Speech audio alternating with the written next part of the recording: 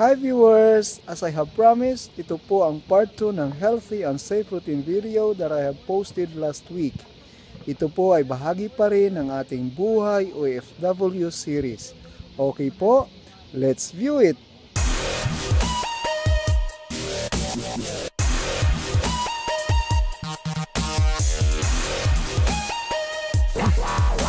So, andito na po na tayo sa loob mga viewers. At magpa-punch in po muna tayo para legal po yung ating pagpasok. Okay.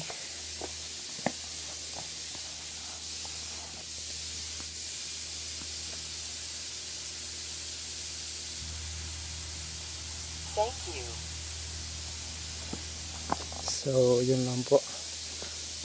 In-scan na po yung aking mata. Sige po. Trabaho muna. Okay, so papalitan na po natin. Bubunutin na po natin ang switch. Pero bago po ang lahat, safety first muna.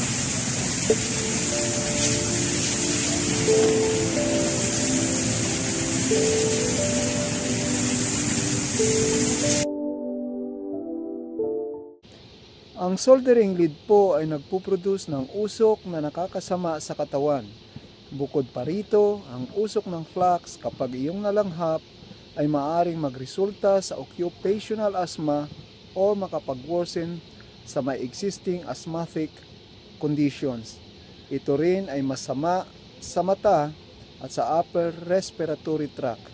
So, if you love yourself, your family and your co-workers, you must always follow safety rules and policy. Ganito lang po palagi ang aking usual routine mga viewers. Pag walang job request, nagche-check lang po ng mga equipments to make sure that all are in good running condition. Of course, safety pa rin always ang priority natin.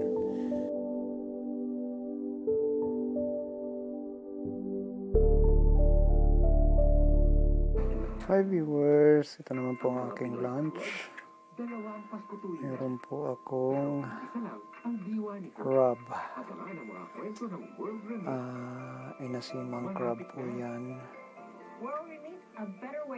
At meron po akong fresh na gulay.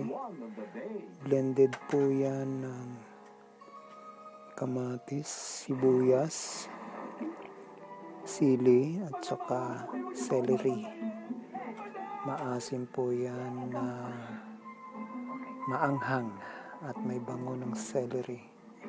At of course, sa aking main course ay po yung kanin at saka yung fish. Ayan po. Kain po tayo mga viewers.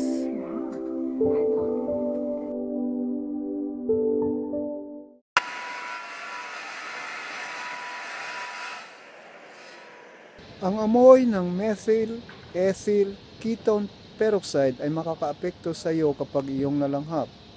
Ito ay nakaka-irritate ng ilong, lalamunan at baga. Maaari ring madamage ang liver at saka kidney. Kapag dumikit naman ito sa iyong balat, ay maaari itong ma-absorb ng iyong balat. Maaaring masunog ang balat o madamage ang iyong mata. Ito rin ay reactive at maaring sumabog kapag nahalo sa ibang substance. So always take good care, observe, and maintain healthy and safe environment.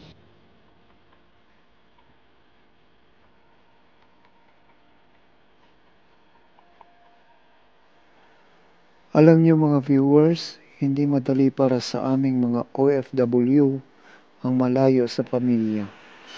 Lalo kung ang work mo ay exposed sa mga hazardous chemicals and radiation. May mga pagkakataon na parang gusto mo lang sumuko.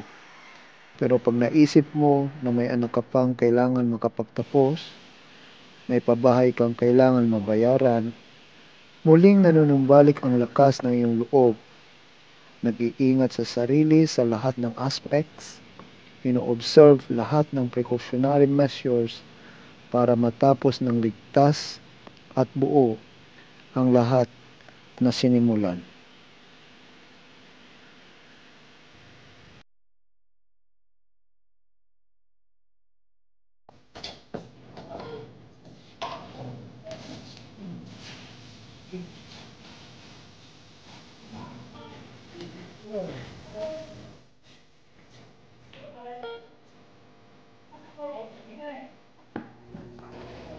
Hello po viewers, ngayon ay alas 6 na po ng gabi at kalalabas ko lang po sa aking trabaho. Ako'y pauwi na sa aking room. Gabi na po. Ganun talaga, anak buhay. Good evening po viewers. Ito naman po ang aking dinner. Meron po tayong salad, pipino, carrots, lettuce at saka sibuyas with lemon. Sarap po niyan mga viewers. Meron din po itong fish yogurt. And then ang aking kogos bread with matching banana. Okay? Kain na po tayo mga viewers.